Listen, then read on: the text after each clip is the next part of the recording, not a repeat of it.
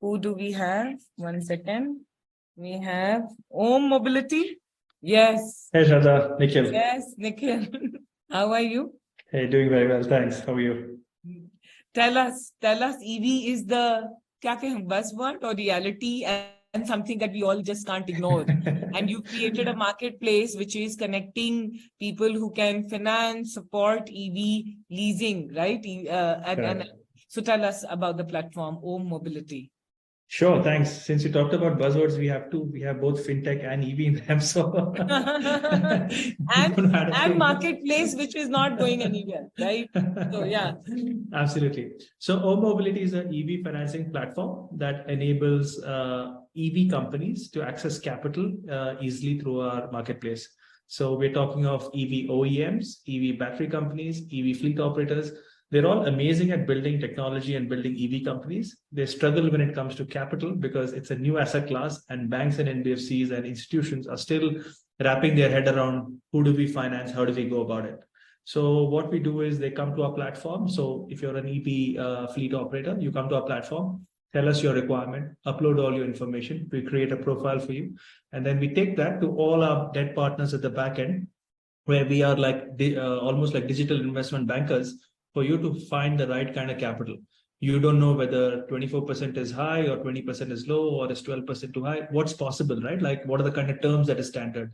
The space is evolving very quickly. 3 years ago, there were maybe a handful of EV companies, maybe less than 10 EV financing companies. Today, there are maybe more than 2 dozen, and that number will go over 100 in a matter of time, right? Everybody needs to get a piece of this growing market. So that's why we sit in between. We help EV companies access institutional capital, think debt, think leasing, etc. Now that you would have such a view to what is being built in this market, I want to ask you, what are some of the interesting solutions that you see in the EV space? Because you are at the vantage point where you get to see, right, both the financing and the solutions being built. Yeah, absolutely. So one of the things that we're seeing is vehicles historically, the asset was never a risk, right? If you're buying a Honda Activa or a Tata Ace or a Tata Indica for cabs, right? The asset was never a risk because you'd buy a vehicle, you know what the price is in 3 years, you know what the price is in 5 years. So the financier's only risk is largely how do I assess the credit of the individual. Here in the EV financing case, it is not just the credit of the individual or the business, it's also figuring out whether the vehicle is going to last that period of time. So most of the people at the front end are saying, actually, you know what? I don't want to own the vehicle. Can I get it on lease? Can you give it to me on a rental basis? So now somewhere that risk has to translate and somebody has to bite the bullet and take that risk, because most people that we talk to on the fleet operator side, they're all saying we want asset light models. We don't want to own the vehicles at all, right? So banks are also saying we don't do leasing at all. So there are companies that are getting set up to become leasing companies. And we have actually encouraged a couple of financiers that we work with on how to customize or build a leasing product that works for the market. So we do a lot of what you say education on both sides, where operators are being educated how, the leasing and the financing world, the options exist.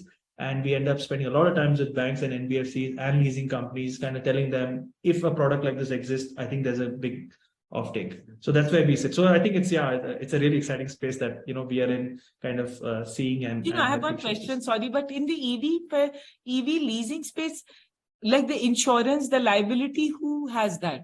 Who owns that? The insurance companies take it. But like if I don't want to name suddenly, but if I'm an EV manufacturing company and I lease it to ABC, so who has the liability?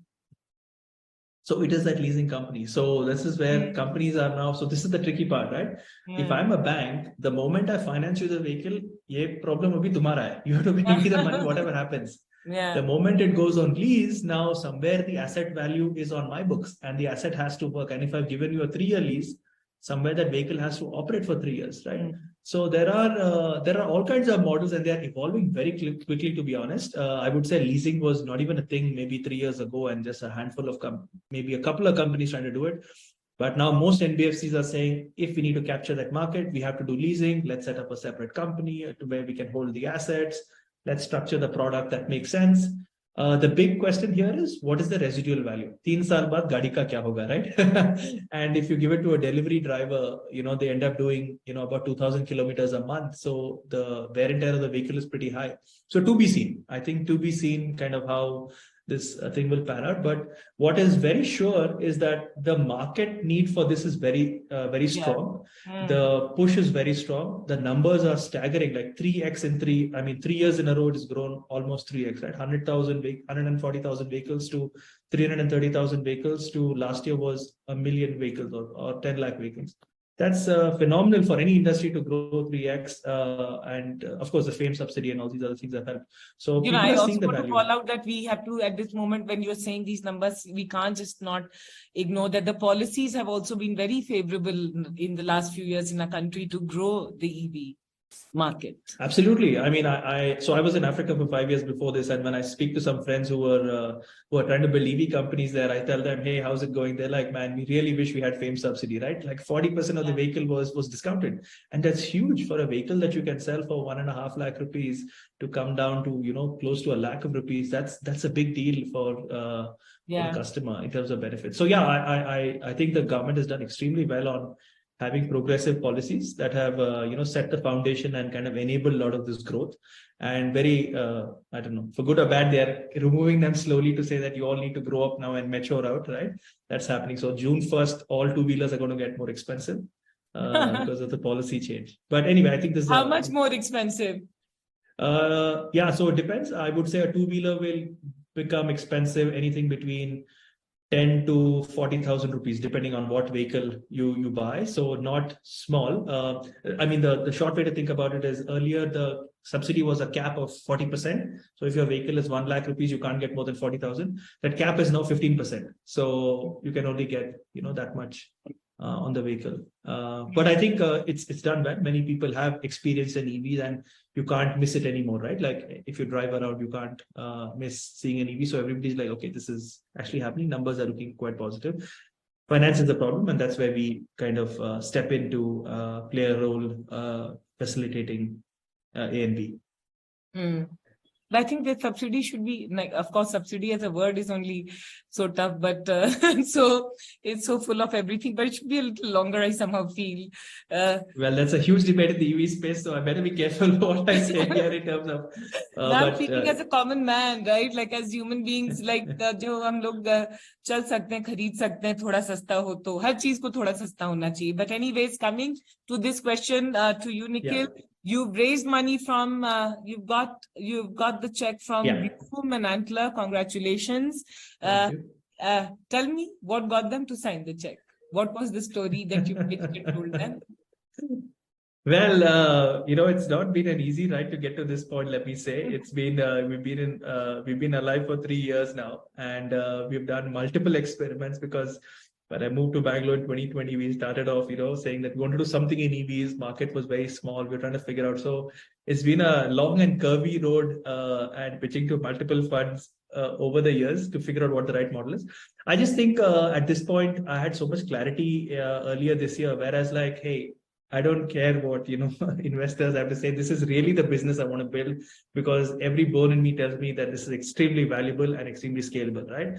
And I think that conviction really helped. And of course, helped that I knew some of these folks over a period of time. If you're hustling long around, you end up crossing paths or you're pitched to them at some point. So they're like, ha, acha, tabhi to ye kar rahe the, abhi kya kar rahe ho? So it really helped. But yeah, we're very lucky to be backed by, I would say, one of the best, early stage investors in the country. And it's good to have some money in bank as we're building.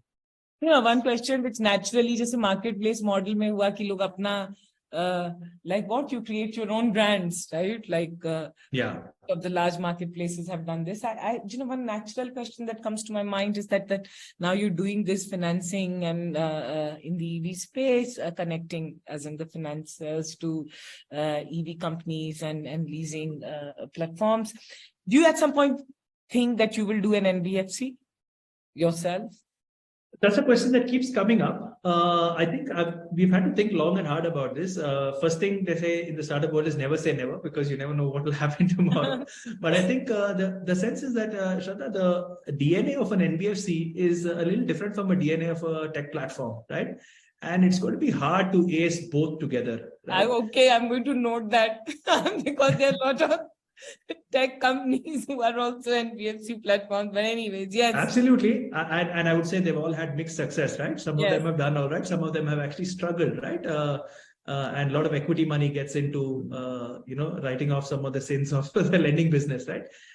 So there are challenges, I think, in doing that. The point was, where do we see maximum value add?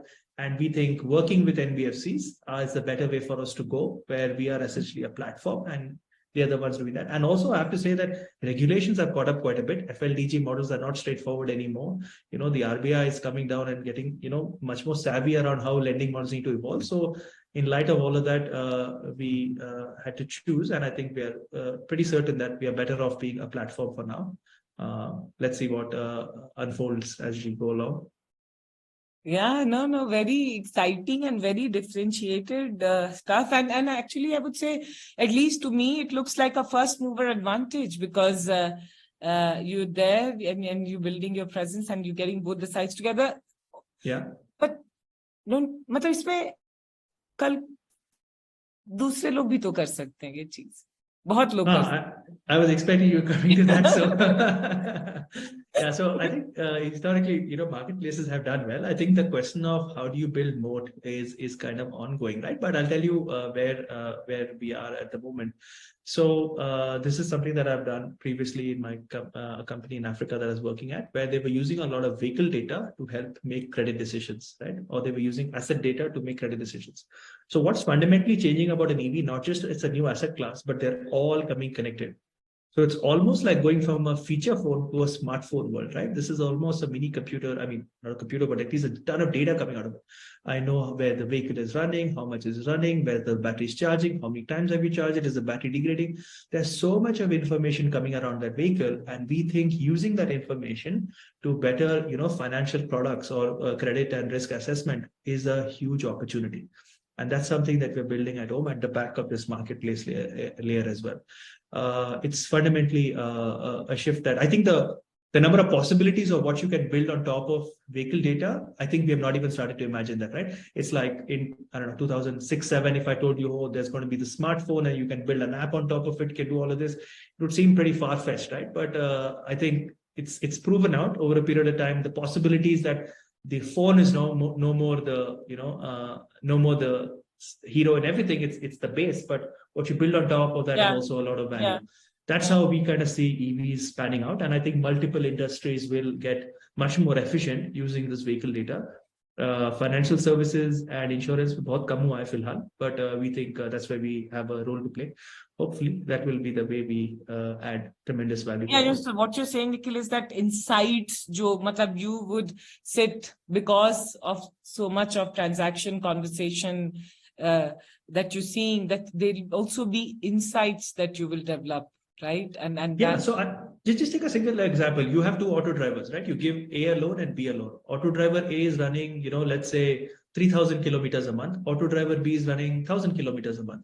If both of them come back to you for a top-up loan, who do you want to finance? You're like, look, 3,000 chal raha hai to paisa banayega, he's not running simply, right? And in the commercial vehicle segment, that's what you would see. The vehicles that are running more efficiently tend to generate more money. And that's just a very preliminary thing. This is the obvious one, right? As you go below this, there are multiple factors. What happens to value of the asset, second-hand value, so on and so forth. So anyway, I think baby steps in a big and kind of exciting space of electric vehicles. And that's where we sit today. But baby step, but an important step, a significant step. At least I could say I'm seeing first marketplace in the EV space with Ohm Mobility that you've built. You've also got Antler, Bloom investing in you. So you've also got the checklist done and the belief and the first mover advantage. Go build something phenomenal, because if you build phenomenal, you're helping a space which we just can't afford to ignore anymore. Yeah, absolutely. I think India is quite conscious about that. To be honest, if you look at the cell phone revolution, we missed that. Everything is made in Shenzhen, and the telecom revolution, all the towers are made in China. The solar revolution, most of it went there. So I think India has been very conscious that we don't want to outsource, EV manufacturing and the EV industry, because automobile has been a big backbone of Indian manufacturing. So the government's done well to be conscious about it. And we definitely need to build this for the future of, I think, cities as well. So pretty exciting. So, Mr. Nikhil Nair, founder and CEO of Ohm Mobility, all the very best. And to all the entrepreneurs in the EV space, do connect with him, and it is OHM Mobility. जाने से पहले Ohm Mobility का ये नाम क्यों रखा? Sure. So I just wanted a monosyllabic name. I wanted it to be simple. Any complex name it has to roll off the tongue easily. And my cousin, who's phenomenal with names, he rattled out many names, and this one just stuck. The moment he said Ohm, because when I tell Ohm anybody outside India, they're like, oh, electric resistance, I get it. When you tell Ohm in India, they're like, oh, Ohm, it's a nice name, we get it. So it's a play of words and it's monosyllabic. So actually our logo is also that O and an H and an M, but it's also electric resistance. Anyway, that's the short story on the name Ohm, but thanks for asking. Yeah, all the very best. So people have to go on ohmmobility.com. Yes, anybody looking for capital for your batteries, for your charging stations, for fleets, anything, log into our platform, create a profile, and we'll hit you up and we'll solve your problem after. Okay, cool. All the very best, and look forward to tracking your journey as you go along. Thanks a lot. Thanks so much for doing this. Really appreciate it. Yeah. Okay. Bye-bye. Take care. Bye. Okay. See you. Bye-bye.